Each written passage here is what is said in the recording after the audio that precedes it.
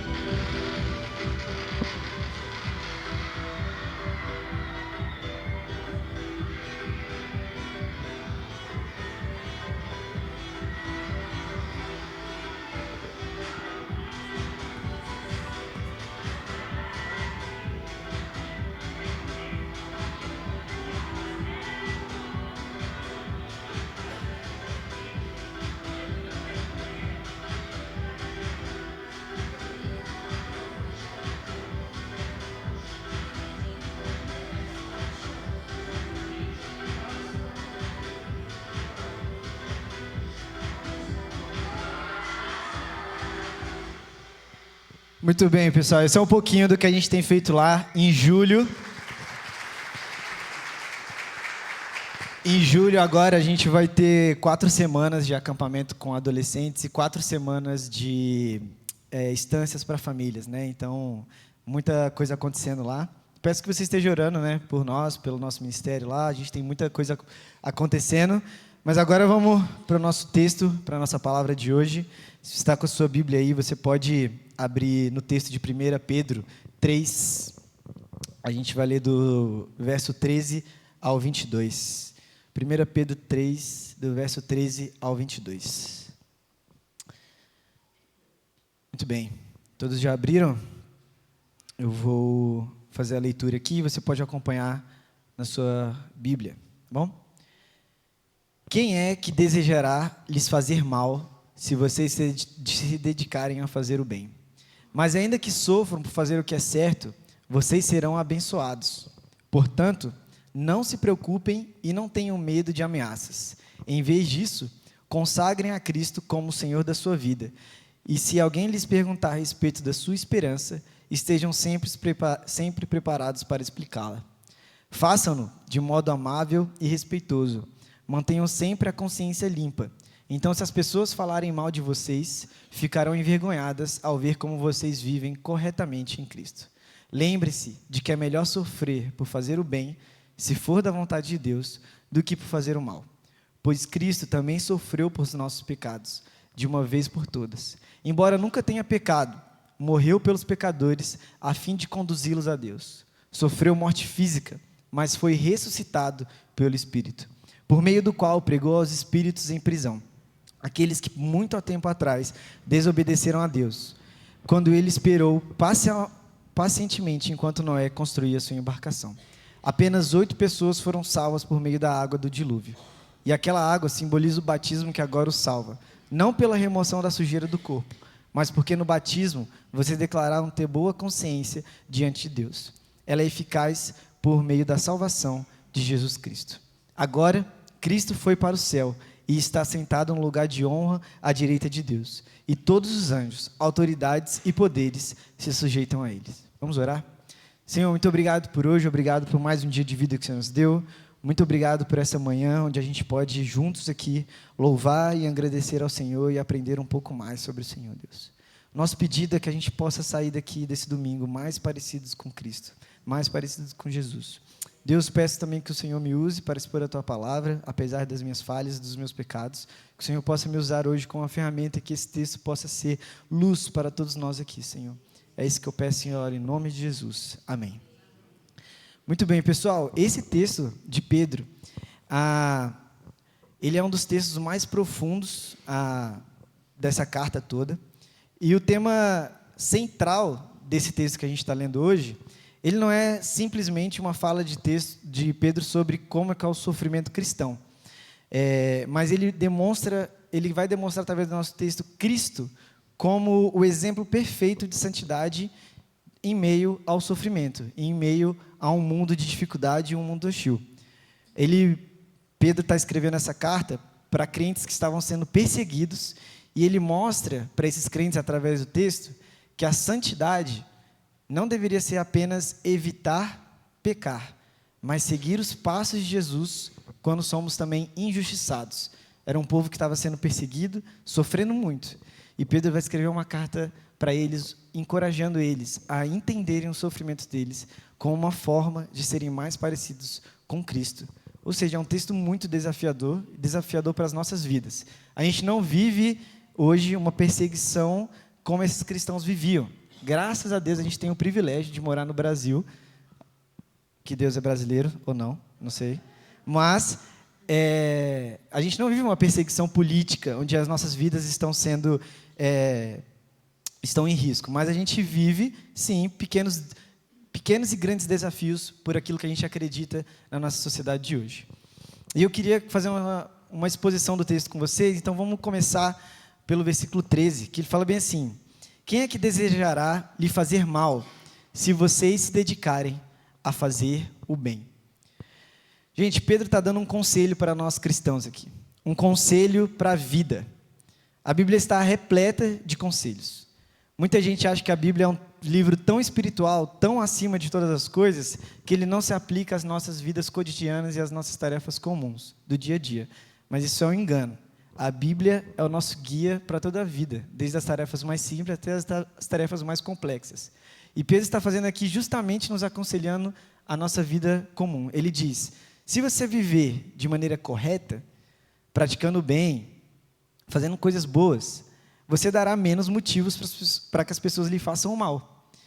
Isso é simples de entender. Se você não mente, se você não rouba, se você não trapaceia, se você não espalha fofoca, se você não omite a verdade, não deseja o mal ao próximo e principalmente não busca vingança, naturalmente você corre menos risco de criar conflitos e inimizades. Esse é um versículo. Até quem não é crente sabe disso.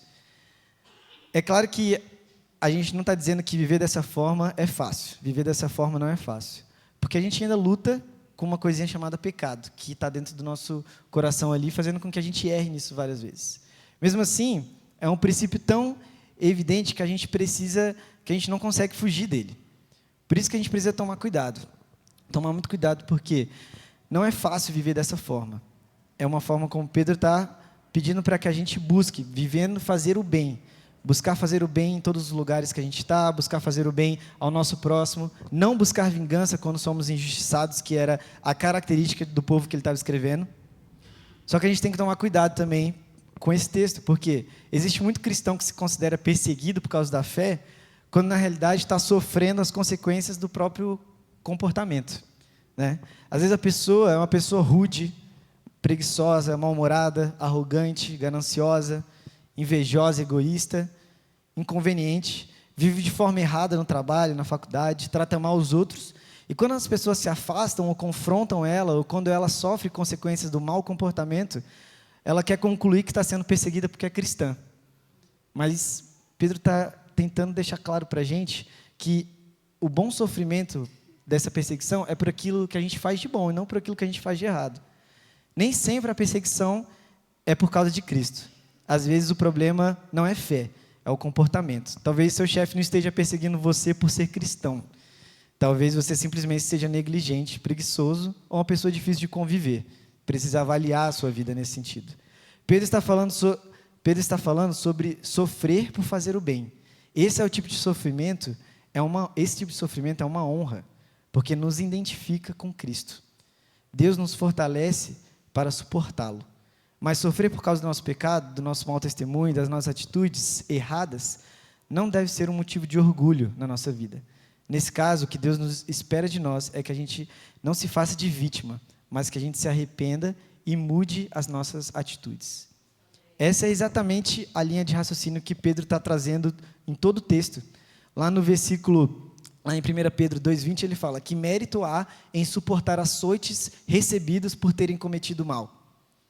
Pedro quer que o cristão sofra. Sim, faz parte da vida cristã sofrer. Mas sofrer, se necessário for, por causa da sua justiça.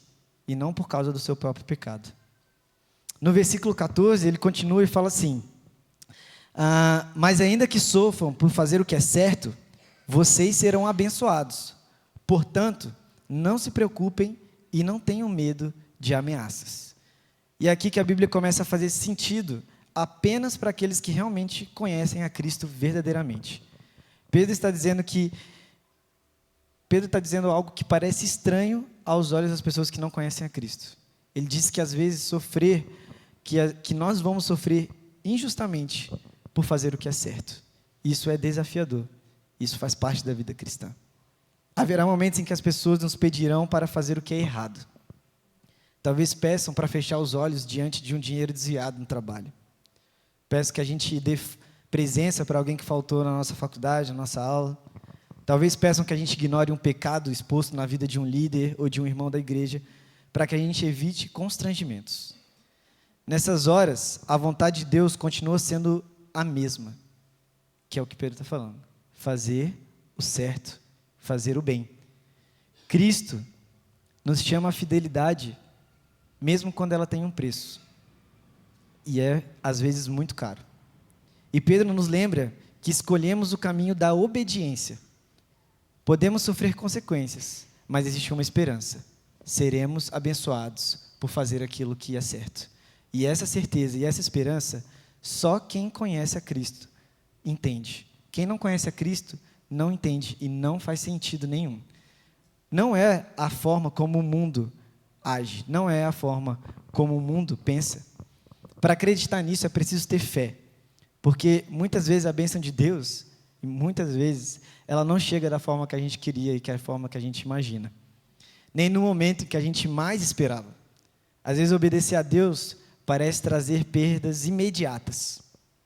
Porém, quem conhece Cristo aprende a confiar que nenhuma obediência é esquecida por Deus. A bênção virá no tempo certo, da maneira certa e segundo a perfeita e agradável vontade daquele que sabe todas as coisas, que é o nosso Senhor. E é nele que a gente tem que confiar quando a gente passa por momentos difíceis, de provação, e fazemos o bem e sofremos por causa disso.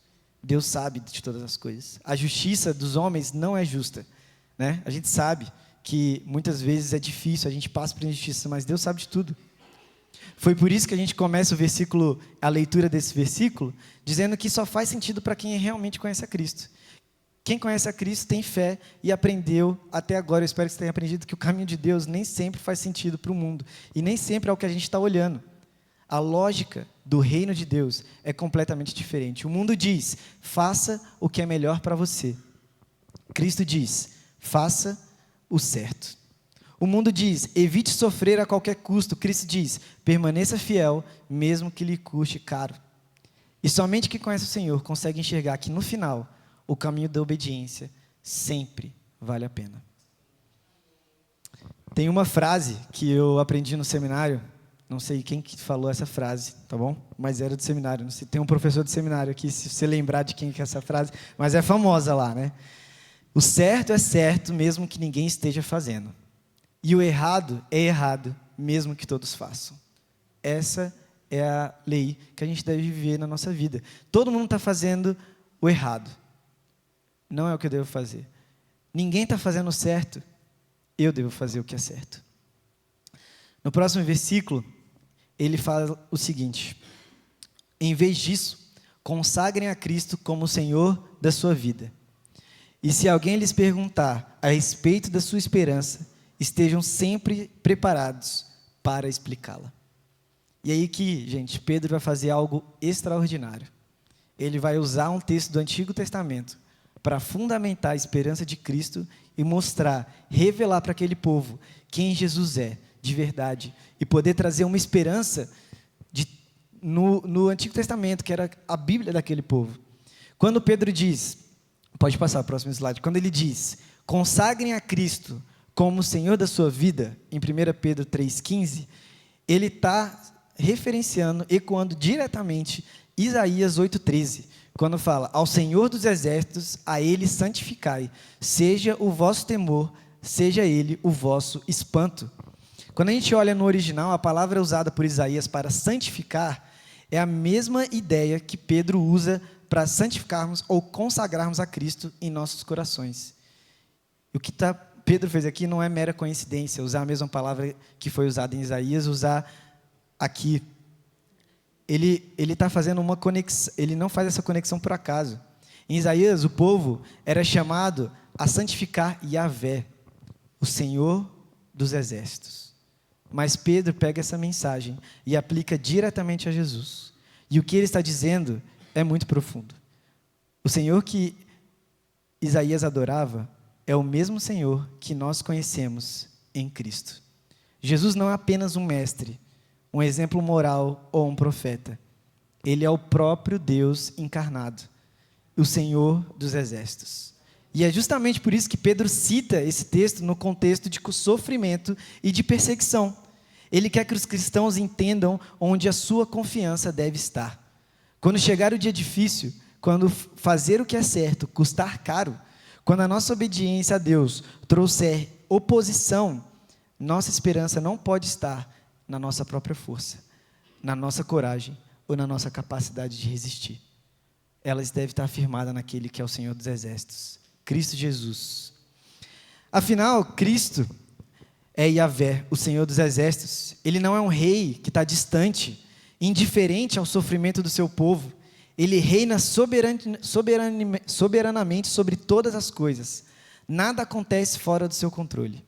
Enquanto os governantes deste mundo falham, descansam e mudam de posições todos os dias, Cristo permanece o mesmo, porque Deus não muda. Ele está conduzindo a história para o cumprimento da sua justiça, vencendo o pecado, derrotando seus inimigos e edificando o seu reino. Por isso Pedro nos chama a santificar Cristo em nossos corações, da mesma forma que Isaías nos chama a santificar Deus, Yahvé, porque quando entendemos quem Ele é, o medo dos homens some. Quem teme o Senhor dos Exércitos não precisa viver escravizado pelo temor das circunstâncias desse mundo, porque o nosso Deus é maior do que todas elas. No próximo versículo ele fala: estejam prontos para explicá-la. E aqui é um desafio muito grande. Se alguém lhe perguntar a respeito da sua esperança, quando fala, estejam prontos para explicá-la, você sabe dizer a razão da sua fé? Quando nós reagimos de forma diferente do normal do mundo, diante das dificuldades, damos testemunho através das nossas ações. E esse testemunho gera curiosidade das pessoas. As pessoas começam a perguntar: por que você age desse jeito? Por que você não está desesperado? Por que você não está com medo? Por que você não fez isso? Por que não fez aquilo? Medo da demissão, medo da doença, medo das eleições, medo do futuro, medo das crises da vida. Enquanto todo mundo em pânico, existe uma paz diferente dentro do cristão. Não porque a gente ignora, não porque a gente é burro ou inocente, mas porque a gente sabe em quem nós temos crido. E aí, meu irmão, a gente precisa parar para se perguntar: você está pronto para pregar? Precisa estar pronto. Porque se o seu testemunho está bom, se você tem conseguido reagir, quando as pessoas te perguntarem por que você está assim, você sabe dizer quem é Cristo? Você sabe dizer quem é o seu Deus? O texto que Pedro está nos trazendo aqui nesse versículo traz 3 alertas muito grandes para a gente. O primeiro deles é: onde está a sua diferença? Se ninguém percebe nada de diferente em você, durante as crises de dificuldade, abra muito bem os seus olhos. Será que a sua vida está demonstrando confiança de alguém que realmente conhece a Deus? Como você reage às dificuldades? Com medo, com raiva, com ansiedade, com preocupação constante, com desespero? Onde está a sua confiança no Senhor? Onde está a sua fé em Yahvé? Às vezes as pessoas percebem a nossa confiança mais em políticos, em dinheiro e em nosso trabalho do que em Deus. A gente agradece mais aos homens e ao nosso dinheiro, ao nosso trabalho e tudo que está aqui, do que depositar naquele que a gente sabe que nos deu tudo isso. E o segundo alerta é o seguinte: se alguém lhe perguntar hoje sobre sua esperança, você saberia responder? Você sabe dizer, você sabe explicar o Evangelho? Sabe defender a sua fé? Sabe apresentar Cristo de forma clara às pessoas? Se você não estuda as Escrituras, você não vai saber, desculpa. Se você não lê a Bíblia, se você não ora, se você não está em relacionamento com Deus, você não vai conseguir falar. É como querer demonstrar um caminho, como querer explicar um caminho para um lugar onde você nunca foi. Você precisa fazer esse caminho várias vezes para ser expert nesse caminho, para poder ir lá e mostrar para as pessoas quem Cristo é.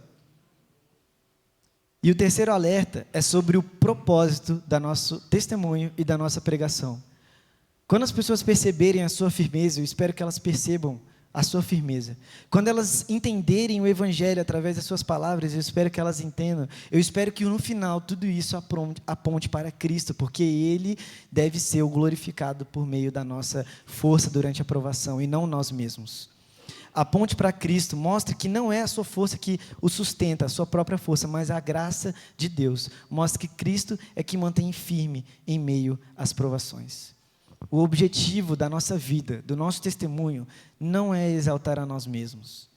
É fazer com que as pessoas enxerguem a beleza, a fidelidade e o poder de Cristo através das nossas vidas. E isso é maravilhoso, quando a gente consegue superar uma prova e a gente consegue dar glória a Deus por isso, e as pessoas ao nosso redor conseguem ver que Deus está agindo através da nossa vida.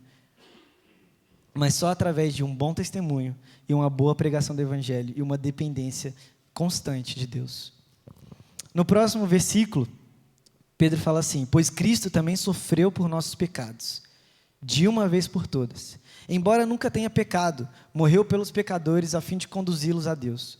Sofreu morte física, mas foi ressuscitado pelo Espírito. Gente, Pedro faz aquilo que ele vem fazendo ao longo de toda a carta.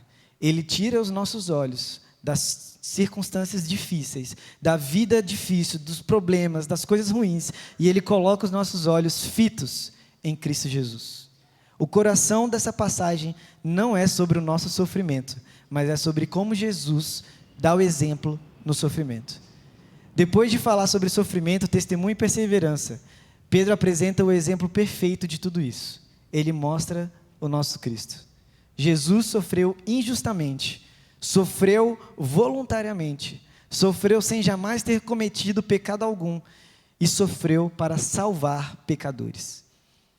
E esse é um contraste entre nós e Cristo gigantesco. Nós sofremos muitas vezes por causa dos nossos próprios erros, mas Cristo sofreu por causa dos erros dos outros. Nós merecíamos o castigo, Ele não merecia. Nós éramos culpados, Ele era o inocente. Mas Pedro não está apenas mostrando como Cristo nos salvou, ele também está mostrando como Cristo viveu. Quando sofremos por fazer o bem, andamos pelo mesmo caminho que Jesus percorreu. E é claro que existe uma diferença fundamental entre Cristo e nós. Nós não sofremos para salvar o mundo. Somente Cristo pode fazer isso. Somente o Filho de Deus pode morrer pelos pecadores e reconciliá-los com o Pai. Mas quando suportamos injustiças, problemas e desafios, por amor a Deus, permanecemos fiéis, mesmo distantes diante da oposição, estamos refletindo o caráter daqueles que nos salvou. Em outras palavras, nós carregamos uma cruz para redimir pessoas, carregamos a cruz para nos parecermos mais com Cristo. O nosso sofrimento não é para salvar as pessoas. A gente se engana muitas vezes achando que nós vamos salvar pessoas através de testemunho, de pregação. Tudo isso serve para a gente espelhar e refletir aquele que tem de verdade poder para fazer isso, que é Cristo Jesus. E é exatamente isso que nós carregamos. É exatamente isso que Pedro quer nos ensinar. A santidade não é apenas para evitar o pecado. A santidade é viver de tal maneira que, ao olhar para nós, as pessoas consigam enxergar Jesus Cristo. Não para salvar o mundo, mas para refletir o Salvador. Porque nós não temos poder para isso.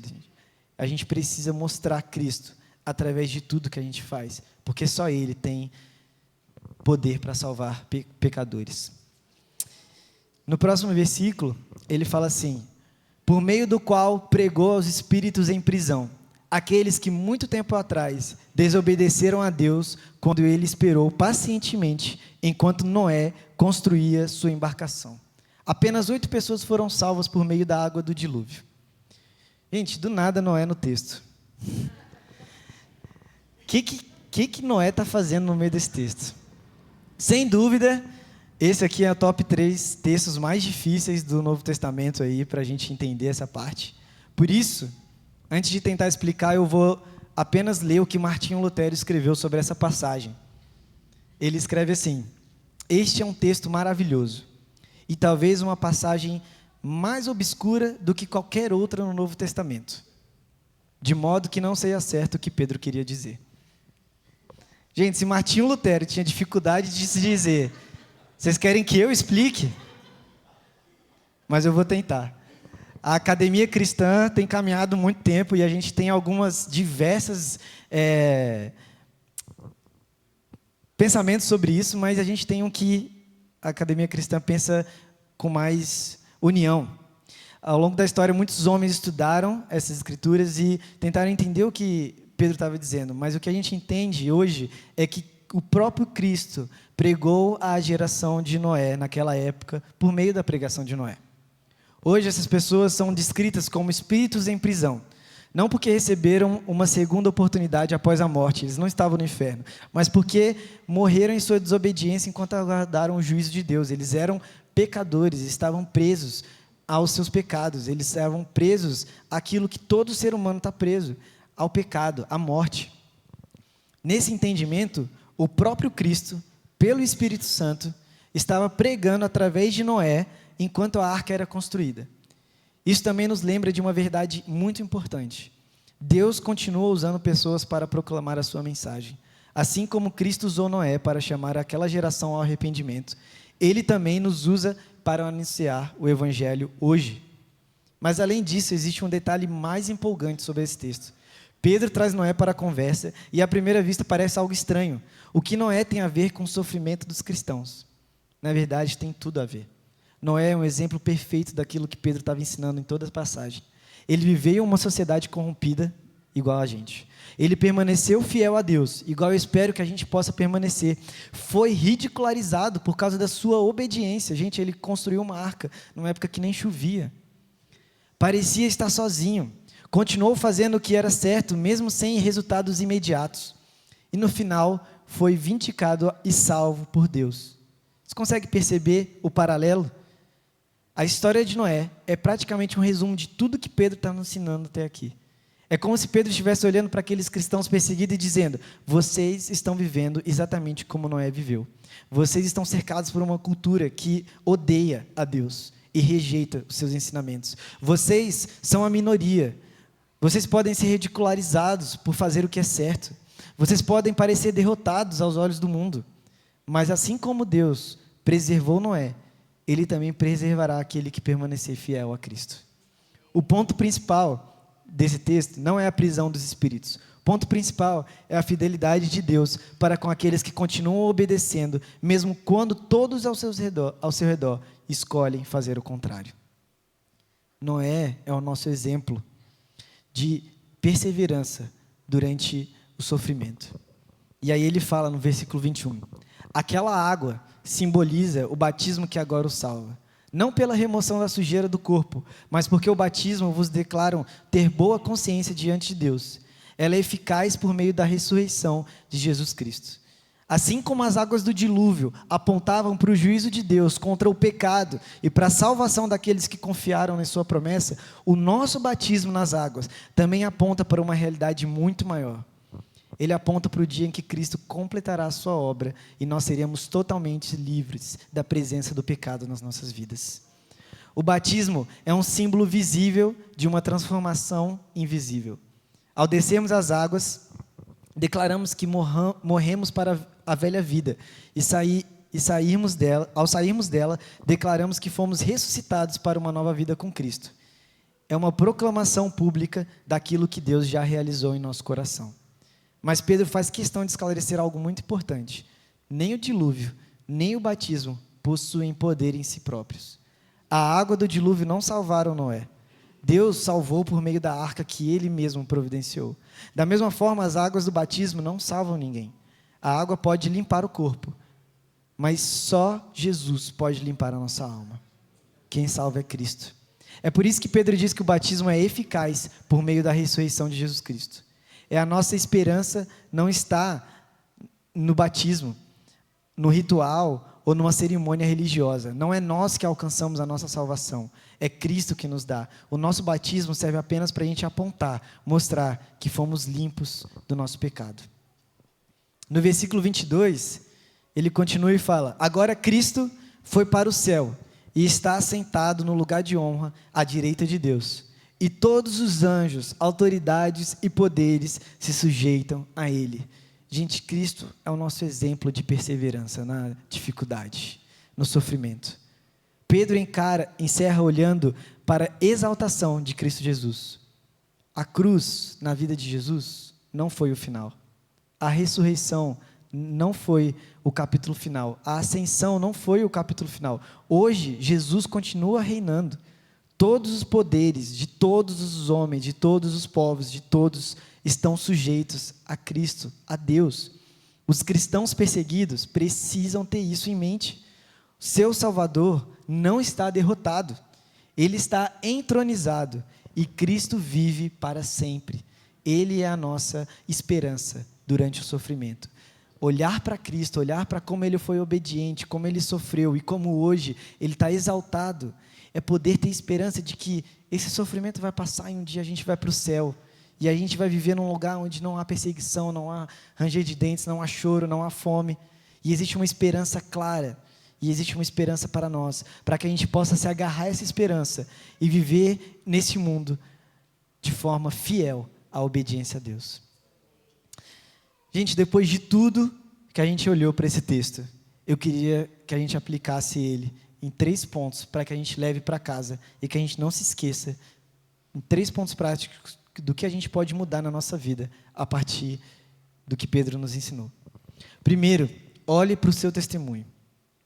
Pedro nos mostrou que a maneira de viver fala muito mais sobre aquilo em que acreditamos do que as nossas palavras. As pessoas estão observando como reagimos às dificuldades, às injustiças, aos medos e às decepções. Por isso, pergunte a si mesmo: o meu testemunho tem apontado para Cristo? Quando as pessoas olham para a minha vida, elas enxergam alguém que confia em Deus ou alguém que vive desesperado enquanto qualquer outra pessoa? Minha forma de trabalhar, estudar, servir e enfrentar a vida demonstra a santidade de Cristo Jesus? Muitas pessoas nunca abrirão uma Bíblia, mas verão a sua vida todos os dias. Que o seu testemunho desperte perguntas e abra as portas para o Evangelho. Que o nosso caminhar, que o nosso andar como igreja possa ser tão poderoso que transforme o lugar onde a gente está. É ser sal e luz na prática. É mostrar que a gente é diferente nas dificuldades. O segundo ponto é: estude a palavra para estar preparado. Pedro nos ordena que estejamos sempre prontos, preparados a responder qualquer pergunta sobre a razão da nossa esperança. Isso significa que não basta apenas sentir o Evangelho, precisamos conhecê-lo. Não basta dizer que acreditamos em Jesus, precisamos saber quem Ele é, o que fez na cruz, por que ressuscitou e qual a esperança que temos nele. Infelizmente, gente, a maioria dos cristãos não consegue explicar o Evangelho. Não consegue dizer que Deus criou todas as coisas, que o homem pecou, que Jesus veio e que um dia Ele voltará. O mais básico do Evangelho. A maioria dos cristãos não consegue, gagueja na hora de falar, não sabe explicar. Vem para a igreja todos os domingos desde que nasceu, mas não consegue dizer para o seu vizinho quem é Jesus Cristo. Isso precisa mudar urgentemente, porque quando a gente conseguir demonstrar através da nossa vida que a gente é diferente, a gente precisa conseguir falar também, porque essa demonstração não salva pessoas. O que salva é o ouvir, é o Evangelho, é falar que Jesus morreu por essas pessoas. Ele salva as pessoas, é o Espírito Santo que convence através dessa mensagem. E por último, confie em Jesus Cristo e dependa dele nos momentos mais difíceis da sua vida. Foi Ele quem sofreu injustamente pelos nossos pecados. Foi Ele quem morreu pelos pecadores. Foi Ele quem ressuscitou dentre os mortos. Foi Ele quem venceu o pecado, a morte e o inferno. E é Ele quem reina hoje à direita do Pai. Por isso, quando os dias difíceis chegarem, e eles chegarão, e eles já estão aí, né? Ano de eleição. Não confie na sua própria força. Não dependa da sua capacidade de suportar. Não coloque sua esperança em pessoas, governos, dinheiro, família, circunstâncias favoráveis. Corra para Cristo. Confie no Salvador que venceu a morte. Dependa daquele que prometeu estar com você todos os dias. Porque o mesmo Jesus que nos chama para a santidade é o Jesus que nos sustenta no caminho da santidade. E se você está aqui hoje e você ainda não entregou a sua vida completamente a Cristo, a aplicação mais importante de todas: arrependa-se dos seus pecados e confie nele. O Salvador que Pedro apresenta no texto continua recebendo pecadores, perdoando os seus pecados e conduzindo-os para Deus. Vamos orar? Deus, muito obrigado por hoje. Obrigado por mais um dia de vida que o Senhor nos deu. Deus, a gente tem sofrido, Senhor. Tem sofrido por tantas circunstâncias. Muitas vezes por causa do nosso próprio pecado, sim, Deus. Consequência das coisas erradas que a gente tem feito. Mas também temos sofrido por formas injustas, e o Senhor sabe, a gente tem orado pedindo, Deus. Tantas coisas injustas acontecendo no nosso país, com nós, nas nossas famílias, momentos difíceis, Deus. E a gente sabe que faz parte, Deus, do caminho que a gente escolheu. Mas a gente pede que o Senhor nos dê a força para poder superá-los. Nos dê a força para dar um bom testemunho. Nos dê a força para mostrar em meio à dificuldade, em meio a os problemas, que a gente depende do Senhor e que a gente confia no Senhor, Deus. Nos dê essa fé necessária, Senhor. Que a gente não se deixe abalar por essas coisas pequenas. A gente sabe que o Senhor já venceu todos os pecados, todos os problemas, e que hoje o Senhor reina. E que a gente possa viver isso de forma tão intensa, tão verdadeira, que a nossa cidade, o nosso país, seja transformado pelo testemunho de cristãos que amam a Jesus Cristo acima de todas as coisas. É isso que a gente pede e ora, em nome de Jesus. Amém.